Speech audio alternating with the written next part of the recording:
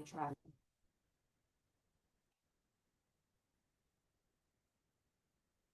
Okay, hold on one second. I'm going to get this meeting started in about 20 minutes, even though it was supposed to start 3 minutes ago, but I will pick this right back up.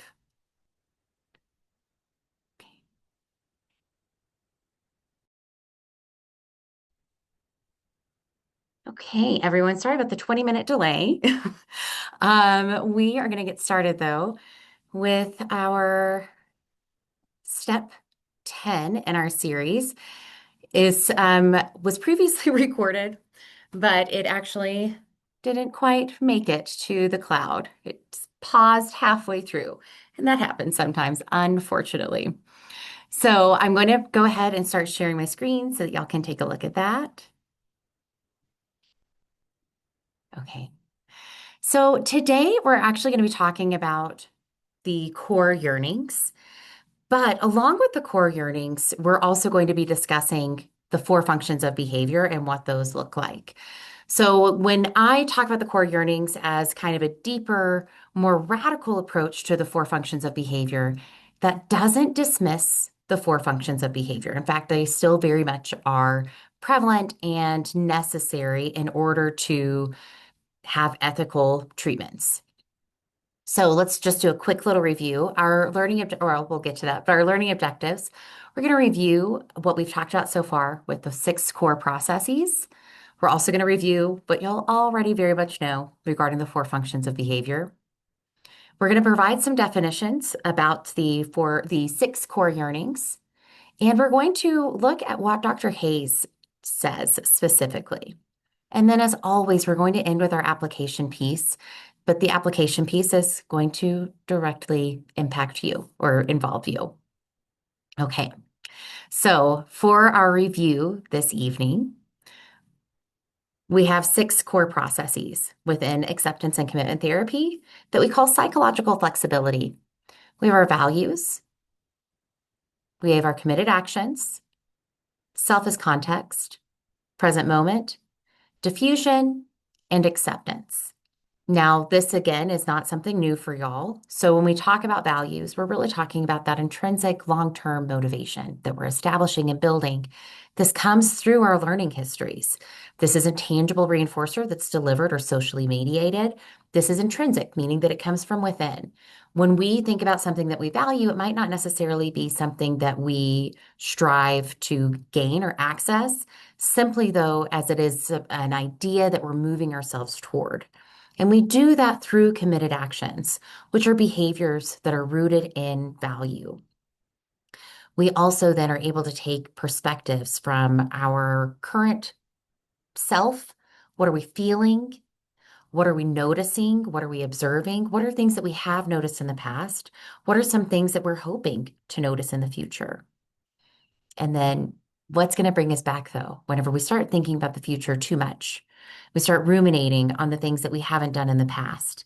This is when the present moment keeps us back in so that we're able to engage in behavior change that's rooted in today, that's going to take us to tomorrow, but not something that is avoidant of what we're currently doing. And then diffusion is that little bitty exercise, that space that increases the inner response time between the stimulus and our behavioral response. This typically can look like providing yourself something a little loose or a little silly, providing that separation. And then acceptance is when we are needing to accept the challenges that we face and recognizing that acceptance is truly that first step in committed action, right?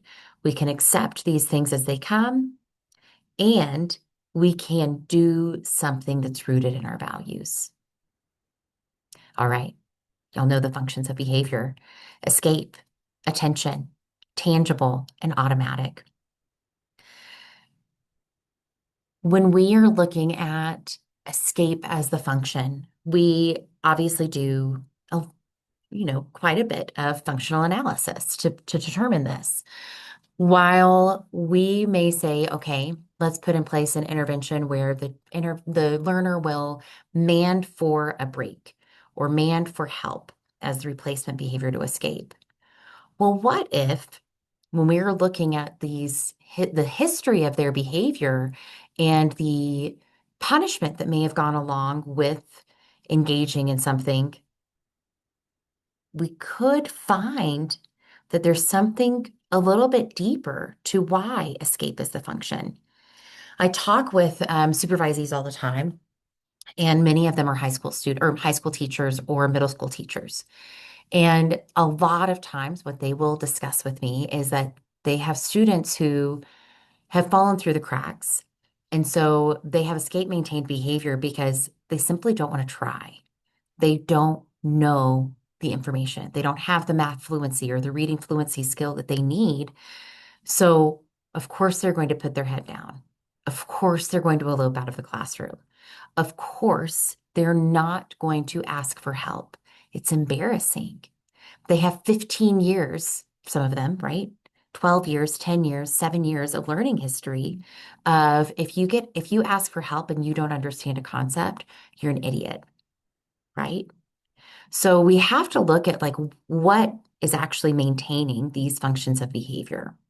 Same thing with attention. What if a child throughout their history has constantly only gotten attention for really extreme circumstances? And we talk a lot about trauma in our agency, and I'm going to talk about an instance where you'll see why this makes sense. When people have gone through any sort of adverse childhood experience, there was usually an extreme event that was a part of that adverse event, right? Or an extreme variable that was a part of that adverse event. So when we're looking at behaviors and matching law, it would make sense that when a learner engages in an extreme behavior, that they are met then with attention, because that's what happened whenever they were learning and growing and then hit with this traumatic event.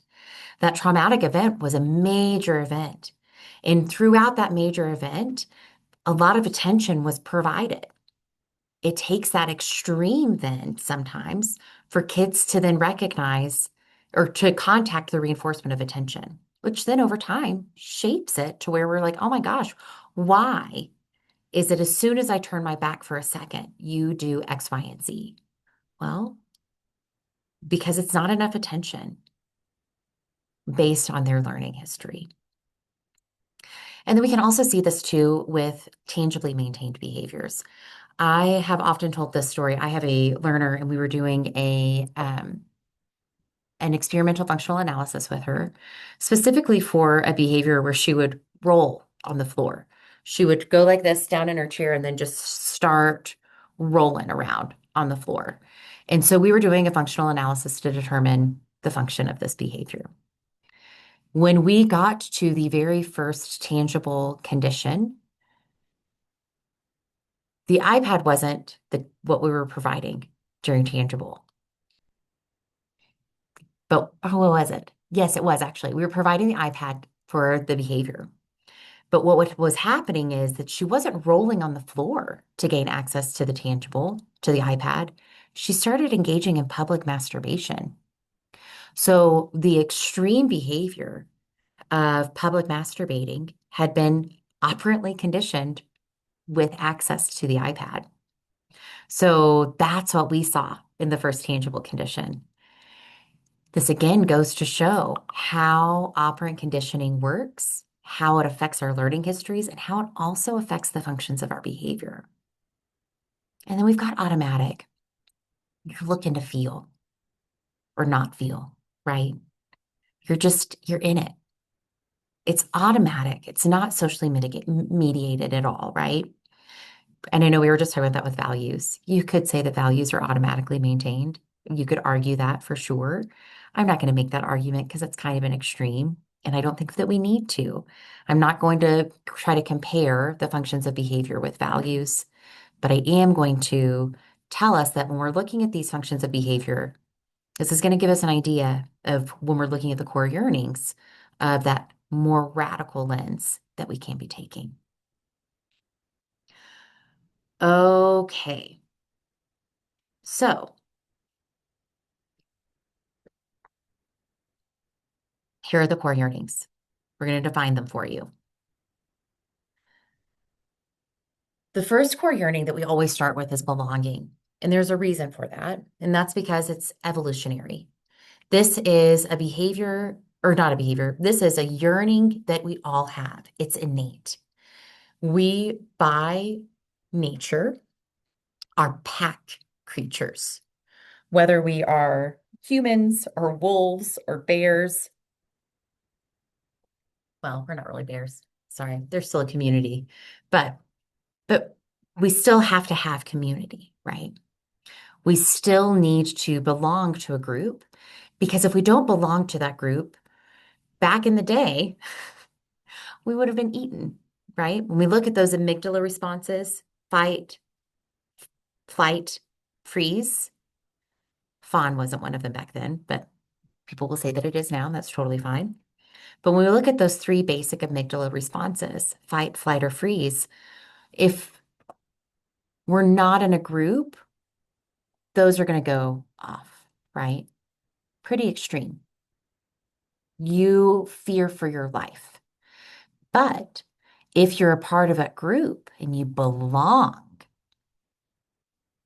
you have safety in numbers. You don't have to have that amygdala response triggered. So when we look at, and I'm going back to that example that we were talking about with trauma, if we look at those extreme things that end up happening, it's telling us, oh my God, you don't belong. So we have to engage in these extreme behaviors in order for people to notice us, in order for people to say, you belong here. I want you here with me, right?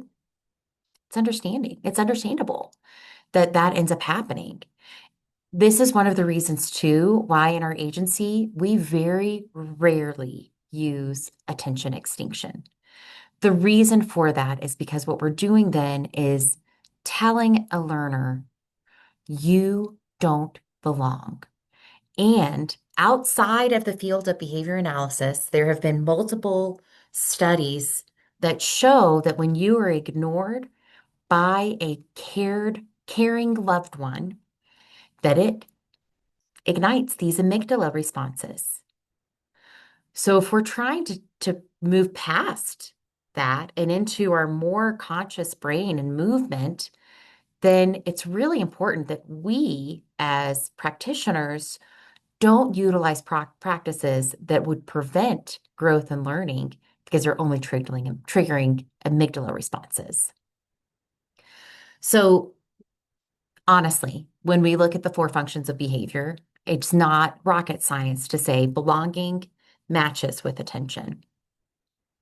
Clearly. When we talk about attention as the function, I have never seen a student not also have some sort of core yearning for belonging. I want friends. I want to be with my mom. I want to be with my family, right? I want to be with you, RBT or BCBA. Coherence is the core yearning of understanding, or the core yearning of coherence is regarding understanding, misunderstanding, the need to be understood. Many of my learners or our learners work with assistive or augmentative assistive communication devices, right? AACs or PECs or signs, focal approximations, anything. We often will see challenging behavior if we don't have that functional communication, right? And in return, if when we're delivering information and auditorily it's not understood by the receiver, there's also then this misunderstanding that happens. I historically have seen the core yearning of coherence look like escape and look like tangible and look like attention. And that makes sense, right? Many of us are familiar with skills-based treatment, SBT. Well, there is a reason, right? because we know that that first step in our intervention should be teaching the communication response. Why? Because people deserve to be understood. They deserve to have their voice heard, even if you're going to tell them no. Even if you, as the recipient and the adult, don't want to hear it, it still matters. So, again, with coherence, I often see this as multiply maintained. I will also see it a lot of times listed as escape as the function. Again, the function of behavior still matters. I'm still putting in place a function-based intervention. This just gives me more of a better understanding of the why. Well, it's because they need to be understood. So we're going to give them that information to be understood. I will also see this happen with learners who are very verbal and very vocal, yet they still might struggle with this understanding. So when we're looking at coherence, this can also give us an idea of how to increase the EO when we're doing our SBT training. It can also give us a systematic way to teach further phrases. So it's not just my way for an omnibus man, but maybe we're also teaching how to tact different things that are in the environment. And when we're doing intraverbal exchanges, we might pause and check for understanding, right? I have a student who actually is incredibly intelligent. However, when it comes to speaking, there are physical challenges that prevent the student from being understood. That creates or has created a lot of challenging behaviors for her. So, what we did, because again, multiply maintained, right, across all different types of contexts. So, what we did is we taught her how to slow down, ask for an accommodation, ask for understanding. So, here's her step. So, she has a lot of like extra phlegm and things like that. So, she'll go,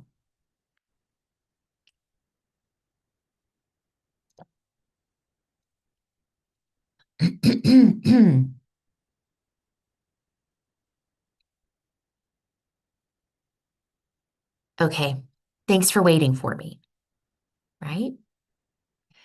She's acknowledging the elephant in the room, which is I'm difficult to understand, but I'm easier to understand if I take this time to do this. So thank you for your understanding, right? So again, like it's not just functional communication training. She didn't need to mand. She could mand, but people weren't understanding her. So we had to give her other steps to get there with meaning and reasons as to why we're doing this. Okay, orientation I have historically seen categorized as tangibly maintained behavior. And I'm going to lay out a scenario for you. A learner asks for something, you deliver that item to them, and they still lose their minds.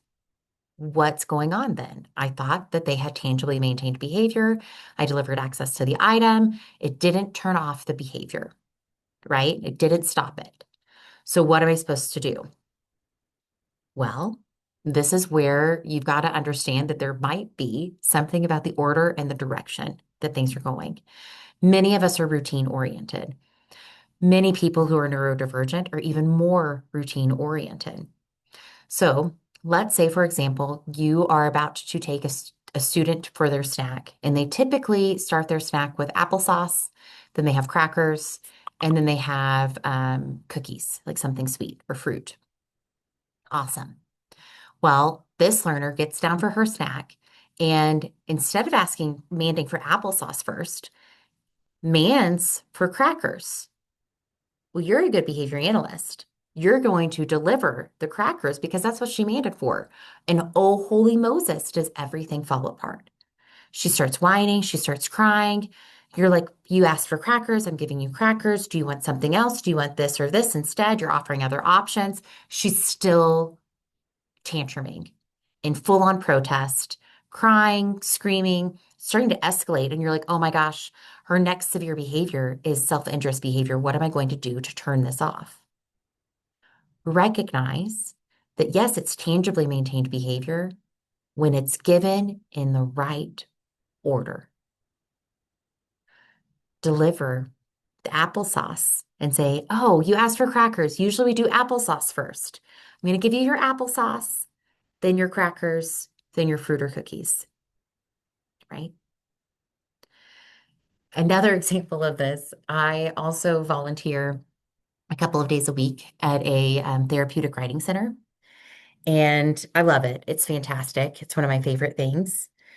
And I was with a student, a writer, the other day, and the OT that usually leads the instruction said usually he goes to the bathroom before, and we don't have any problem behavior. Um, and he leaves his helmet on, and we're able to ride, and all of this good stuff. Well, this day, he, mom, like they were a little late. Mom was like, oh, let's just go ahead and get him on the horse. We had tons of problem behavior. Just kept taking off his helmet. Off, off, off, right? We have zero communication. There's a PEC sport that's not being reliably used, right? So finally, the OT says, do you want to be all done and go to the bathroom? He immediately dismounted and walked to the bathroom. So again, this one looked like it was escape maintained, that he didn't want to ride the horse, right? I want to be done riding the horse. Nope. Or I don't want to wear the aversive helmet. Nope. It was, I needed to go to the bathroom first. That is my order and sequence and direction that I like to do things. It makes sense to me. My body's used to it, right? These are things that we have to think about whenever we're thinking about the function of behavior. It's part of the story. Now we've got to go a little bit deeper to figure the rest of this out. It's not just escape. It's not just tangible. It is tangible when order is involved. It is escape when sequence and routine are involved. Cool. Now, this next core yearning is a core yearning that I would gather most behavior analysts struggle with, myself included. Our core yearning for competence. This can manifest in many different ways. It can look like attention. You're constantly doing another CEU event. You're constantly presenting again. You're constantly trying to get published. And people would say, oh my God, she's so attention seeking. And you're like, no, that actually has nothing to do with it. I need to prove to myself that I can do this. Does that sound true to many of us as behavior analysts? It feels true to me. I think many people will say, well, she does CEUs for attention, and that's not really the case. I do CEUs because I want to demonstrate that I know these skills. I want to say, this is what we've done in our practice, and now I would love it if I showed you that you could also do it. That's it. It's a competence thing for me, right? Flip side of that, you might have people who are completely avoidant of trying anything that might be possibly uncomfortable. So they don't want to try, right? Kind of like what we were talking about before with our students. We've got this competence issue because they didn't have the skills, and they also have this issue of belonging. One looks like escape, one looks like attention. This is why we often see attention and escape together, because belonging and competence go together often. If you're competent, you belong. If you're too competent, nobody wants you and you don't belong, right? There's a sweet spot. It matters. Self-directed meaning can also sometimes look like escape. I actually see this a lot in older kids or kids who are struggling with, they're about to transition, right? What does this look like for me? What am I going to do? I have the same student who I was talking about earlier with the speech impediment. This is an issue for her. And so she'll manifest these big, extreme things of failure. And you're just like, oh, no, like, I think your next step is just going to be this, like taking the laundry out of the dryer, basically, right? But for her, she's like, well, when I become a laundromat associate, and you're like, wait, what? Huh? But this happens with self-directed meaning. It again looks like escape, which is I don't want to do it. And a lot of it is because I don't know how to do it.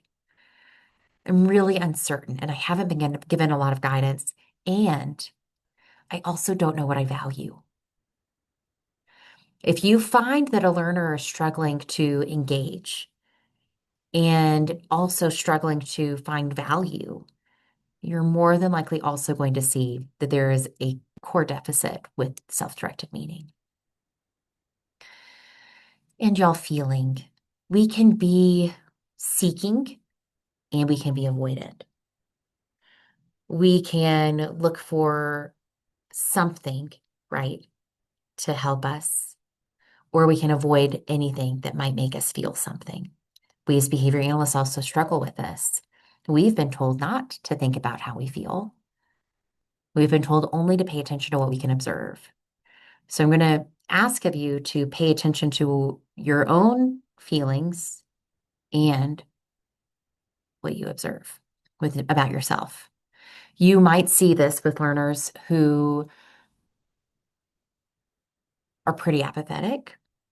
You might also see this with learners on the flip side who are constantly engaging in what we would call automatic reinforcement, right? Stimming. It feels, it feels good, right? So Dr. Hayes really talks a lot about the six core yearnings when he's talking about his research that he did with bipolar disorder. So eurythmia is an idea of like this homeostasis, right? But it really pertains to bipolar disorder. But when we look through this, you'll notice some similarities between what that looks like and our neurodivergent community. So I'm going to look at just this part right here. So in an extended evolutionary approach to process-based diagnosis, processes of change linked to variation, selection, retention, and context sensitivity in at least six psychological dimensions: affect, cognition, attention, self, motivation, and overt behavior. As a set, these psychological differences, oh, sorry, well, that cut off for me. Sorry. Well, I can read that though later. But as a set, it really talks about how those differences can help lead to the process of experiential avoidance. And if you look here, it really is talking about operant conditioning here. So the negative change process of experiential avoidance pairs with the positive process of experiential acceptance, right? We know that pairing is operant conditioning. So what this article talks about, constructing a liberated and modern mind, six pathways from pathology to eurythmia, you can see what he's outlining then for these six core processes. Many of them, or the core yearnings, many of them are exactly what we were just talking about.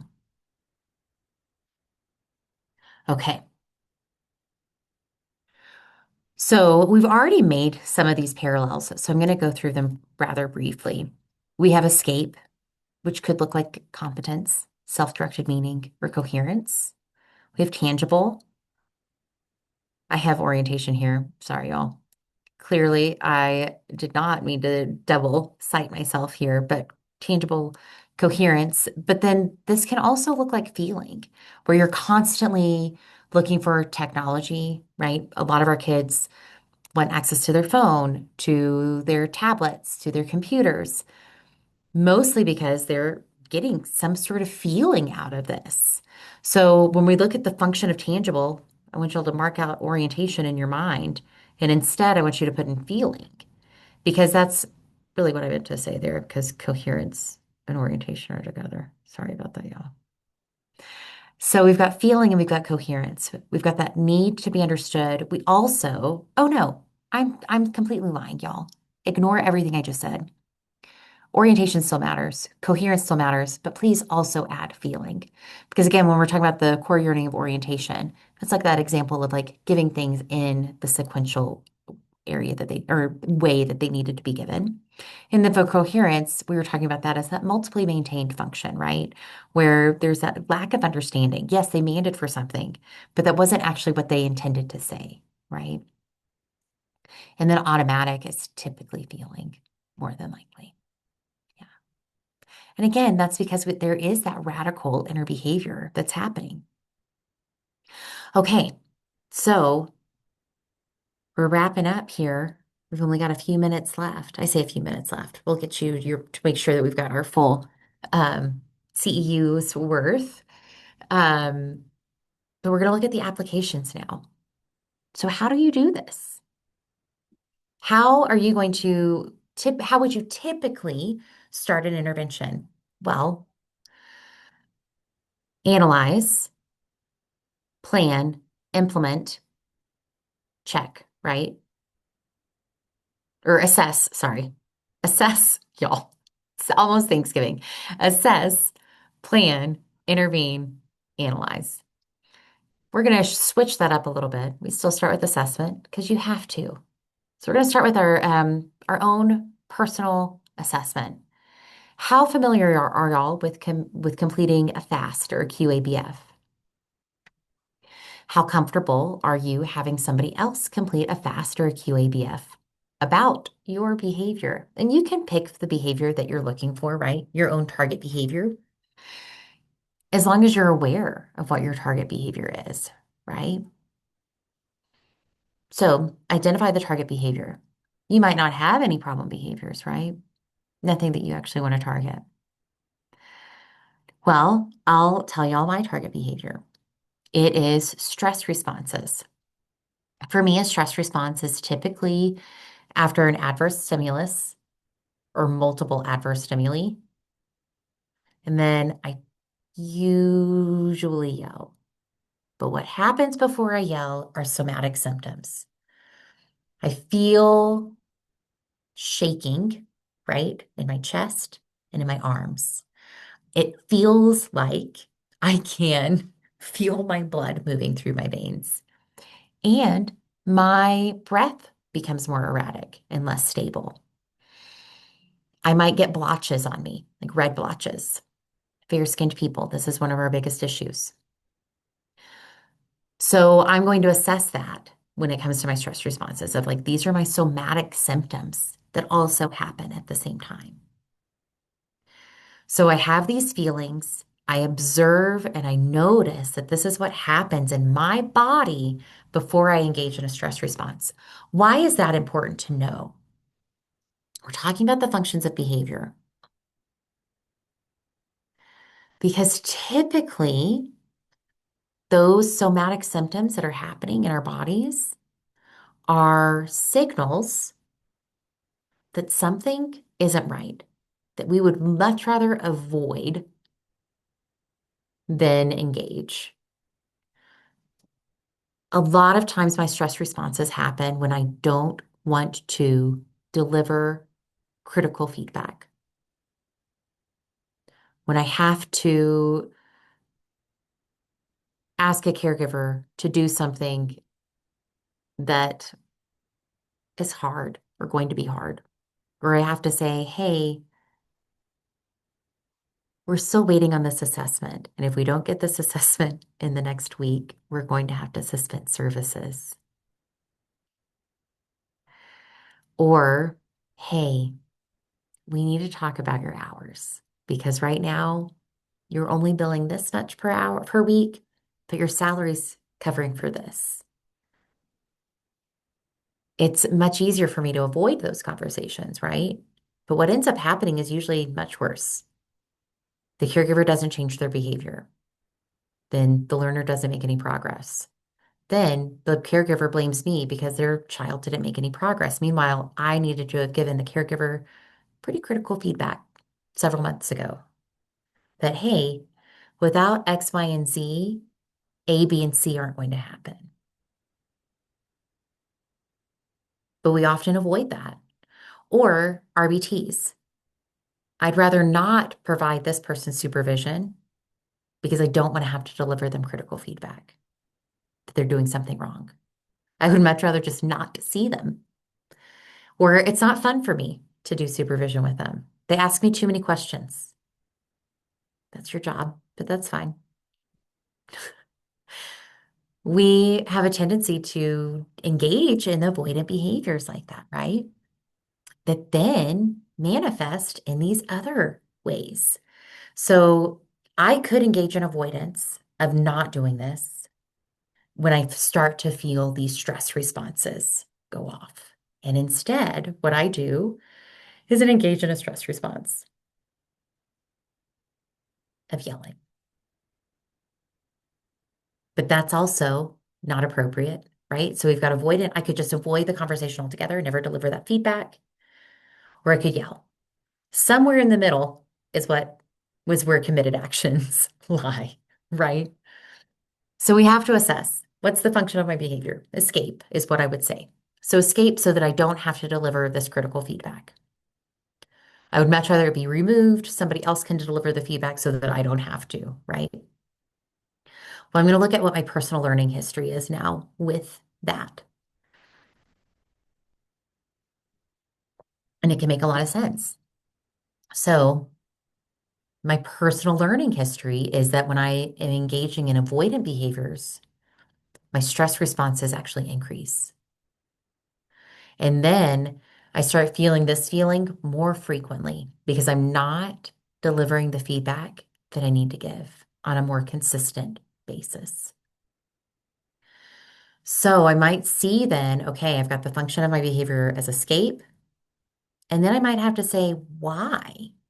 Why am I avoidant of this? Oh, I'm worried I'm going to be misunderstood. Coherence. If I deliver this feedback, they might not understand that it's because I care about this learner's progress. And instead, they might believe that it's because I don't like them. So there's this misunderstanding. Or for the parents, they might misunderstand that I think they're doing a bad job or that they're not good parents. That's not what I'm trying to say, right? So that's when we analyze this history and we're like, oh my God, this makes sense. I we engage in lying because it's avoidant of direct communication and because it's contacted reinforcement for avoidance, right?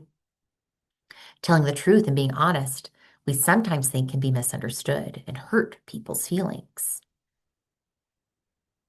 So that's possibly where that analysis comes into play. Now, what am I going to do to align my behavior, my core yearning of coherence, and present myself a function-based intervention to help prevent this escape? Okay, here's what I'm going to do. When I know that I have to deliver critical feedback and I start to feel the somatic symptoms happening, I'm going to write down what it is that I'm trying to express. Then I'm going to practice a self as context exercise by having somebody else read it to give me their perspective on how that's received. Then I'm going to engage in a committed action of practicing saying this so that when I deliver the feedback, I A, don't have a shaky voice, B, am not yelling, and C, am directly communicating what needs to be said. Then if I need to practice diffusion to help myself even more, I will, right? I might tell myself how silly it is. I might practice saying what it would be like if like the learner or the caregiver like yelled back at me and see how ridiculous that is, right? And then I would just accept the fact that, you know what? Part of my job as a behavior analyst is to give critical feedback. Part of my job as a behavior analyst is to ensure clients' progress without harm. So if that means that I have to tell somebody, hey, that could have potentially caused harm. You can't do that. That's okay. That's in alignment with my values. Okay. So this is the application exercise. I'm going to encourage each of y'all to do this yourselves. So take your learning histories, determine the function of your behavior, or hypothesize, right? You're not going to do your own experiential functional analysis, but hypothesize your own function of behavior. Now review that with your history to see what does that tell you? Well, if this has happened historically over time, where you've contacted punishment or reinforcement over time, then more than likely, when we look back at these yearnings, one of those is going to come up for you. Why am I so avoidant of studying for the BCBA exam? Because I'm worried I'm going to fail. That hits my core yearning of competence. Why am I worried about an RBT conducting a program correctly? That could also be competence. Did I write this with enough technological soundness that it makes sense? Why am I so avoidant of asking other people how they're doing? Well, maybe it's never contacted reinforcement. So for me, that feeling isn't there. Nobody asks me how I'm feeling, and I've completely shut that part off of me. That could be why, right? So I'm encouraging y'all, go through what you believe the function of the behavior to be, look through your history, find that story of what it could be within those six core yearnings, analyze that, and then create an intervention that can help you using ACT principles so that whenever these things happen, you're engaging in a committed action and not a challenging behavior, right? Cool. So, y'all, same types of philosophies apply for our learners. Cool, right? We've just done an EFA. We've determined that the function of the behavior is escape. Awesome. Now, talk to the caregiver. When this happens, what has happened in the past? When they've tried that, what's happened in the past? When they were in this situation, what happened? It's going to give you some answers. Okay, y'all, this was a makeup step, right? This was step 10, but our final step is coming up in a few weeks. The final step of our year-long series is December 18th. We're going to be really talking about what this looks like in practice. So, troubleshooting. The challenging behavior has arisen. We weren't able to use any of our antecedent strategies to prevent that behavior from happening. Here we are. Now, what are we going to do? That is what we're going to be talking about and practicing next month. Okay, I hope everybody has a wonderful and happy Thanksgiving. For your CEU credit for this series or for this event this evening, this is simply a learning CEU. You will email ACE at Across Environments 3 takeaways or your 4-step application of what this looked like for you. Cool. Thank y'all so much for participating in this series with me. It's been a lot of fun, even if my recordings haven't always worked out the way that I've wanted them to. But I very much appreciate it. And I'm excited for all of the new things that everybody's going to be learning and applying. And I will see y'all on December 18th for our very last one. Thanks so much.